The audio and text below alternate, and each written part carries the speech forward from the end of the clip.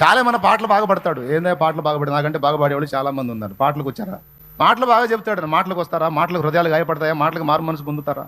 మాటలు కాదు ఆయన దేవుని శక్తి ఒరిజినల్గా పనిచేస్తే జరుగుతుంది హృదయాల్లో కార్యం.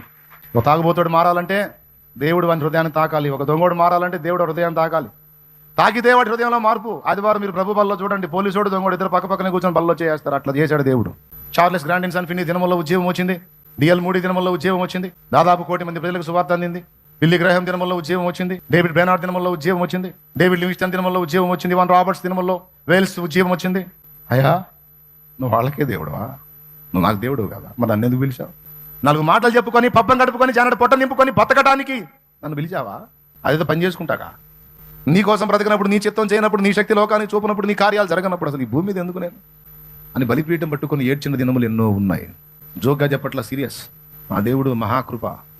ఆనాడు మొదలుపెట్టాడు ఆయన కార్యాలు ఈ రోజుకి తగ్గకుండా కొనసాగిస్తూ ఉన్నాడు. ఆల్ నైట్లో సమయం లేక మనం ఆపుకోవటమే కానీ వదిలితే ఆల్ నైట్లో తెల్లారిన దాకా సాక్ష్యాలు నడుస్తుంది. అన్ని కార్యములు ప్రజల జీవితాల్లో నా దేవుడు నాటికి నేటికి ఇప్పటికీ చేస్తానే ఉన్నాడు.